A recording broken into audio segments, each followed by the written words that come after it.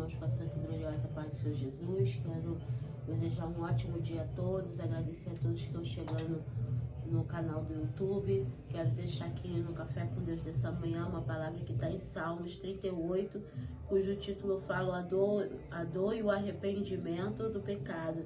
Dirige-se a Deus para obter perdão e salvação. A palavra de Deus fala: ó Senhor, não me repreenda na tua ira, nem me castigue no teu furor. Porque as tuas flechas se clavaram em mim e as tuas mãos sobre mim desceu. Não há coisa sã na minha carne por causa da tua cólera, nem há paz em meus ossos por causa do meu pecado. Pois já as minhas iniquidades ultrapassam minha cabeça, como carga pesada são demais para as minhas forças.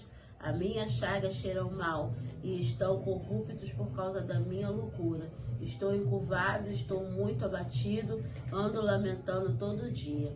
Amém?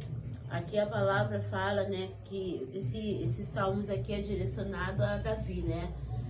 Salmos de Davi. A cada salmo, né, eles direcionam, né, louvado seja o nome do Senhor, a um salmista ou alguém que escreveu, porque os salmos eram louvores, né, que eram cantados, e hoje são os salmos escritos, mas lá no tempo deles eram cantados, né? Essas palavras que nós lemos eram um louvor deles na época.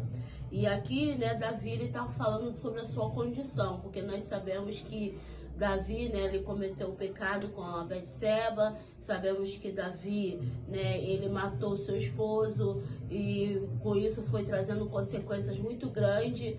E no final da vida de Davi, nós sabemos que Davi ficou muito doente, muito enfermo, né, a qual conhecemos a história que ele tinha uns tremores, uma febre, que ele tremia, tanto que colocaram, né, uma virgem, né, uma mulher, uma jovem, deitada ao seu lado para aquecer o seu corpo, porque ele tremia muito, ele tinha muito tremor, muitas dores, né? Aqui ele fala de uma possível também falha na visão, das vistas, ou seja, ele estava muito enfermo.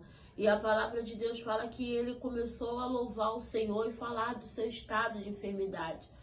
Porque ele estava falando ali que ele atribuía a culpa só a ele, porque o pecado chegou e feriu seus ossos, sua carne. E quando a gente vê, né, a diferença, né, da ação de Deus, por quê? Porque Davi, ele estava com chagas, Davi, ele estava ali com um sofrimento na sua carne. A gente não sabe, né, o certo que Davi tinha, mas nós sabemos que ele atribuía tudo aquilo ali ao pecado que tinha cometido.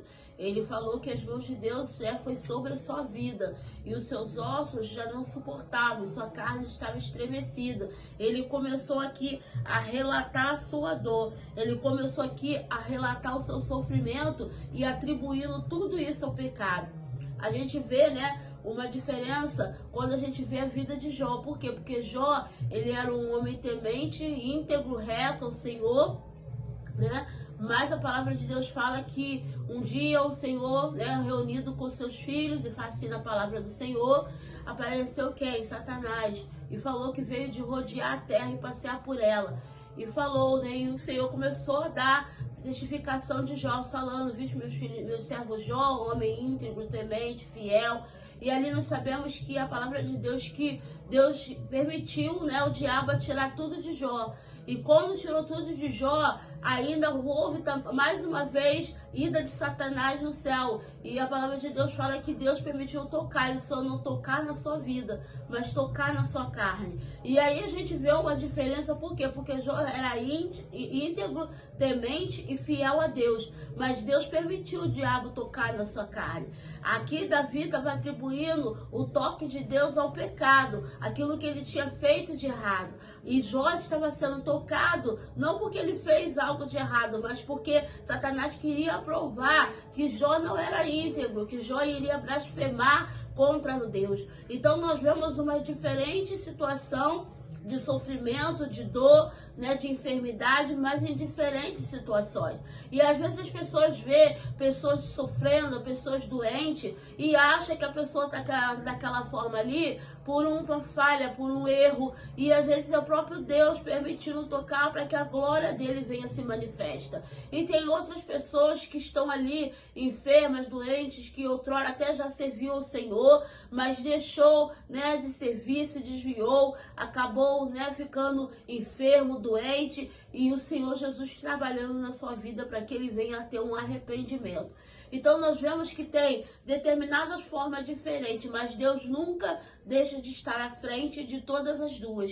Deus sempre está à frente. Então o que Deus quer falar comigo e com você nessa manhã? Tem coisas que acontecem na nossa vida que a gente atribui ao diabo, que a gente quer dar glória ao diabo, a gente quer falar que, né, o adversário é o adversário que está permitindo fechar a porta, é o adversário que está permitindo, né, um filho fazer algo triste que traga o pai, né, ao sofrimento, e muitas das vezes é Deus chamando a minha, a tua atenção. Tem coisas que Deus, ele permite acontecer para que a gente venha ter o entendimento de buscar a ele, de estar ligado com ele, de entender que é ele trabalhando, de que é ele agindo. Nós vemos a passagem também do jovem que ele era cego e os discípulos perguntam: quem pecou, seu pai ou sua mãe? Aí ele fala: não, nem o pai nem a mãe pecou, mas isso é para que a glória de Deus fosse revelada. E a gente sabe que ele é curado daquela cegueira.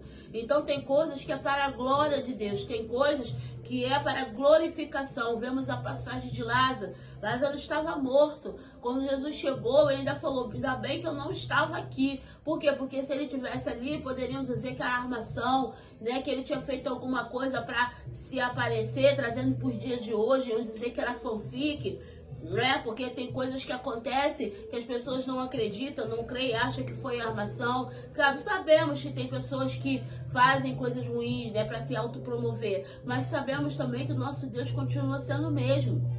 O nosso Deus continua curando, continua salvando, continua libertando, continua transformando.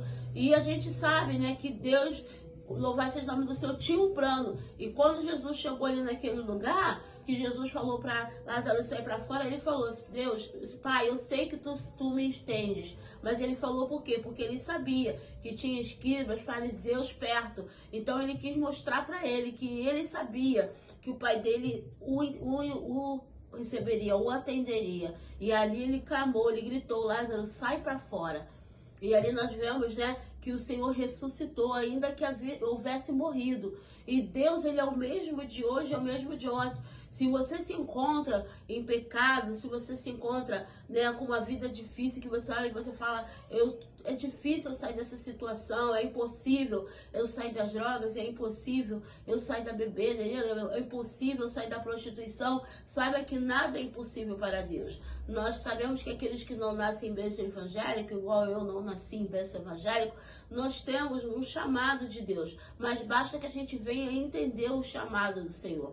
Aqui Davi, ele foi chamado, Deus ungiu ele como rei, mas nós sabemos que o pecado fez com que ele desmoronasse diante de Deus e a espada de Deus entrasse dentro da casa dele. O pecado muitas das vezes faz a gente sair da direção daquilo que Deus quer para a nossa vida.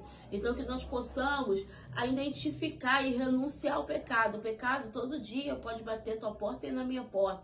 Mas se nós botarmos o grandão da Galileia para atender a porta na hora que ele bate, nós seremos bem-sucedidos. Amém? E nessa manhã você fique com essa palavra, que Deus te abençoe e te dê uma manhã de vitória, em nome de Jesus. Amém.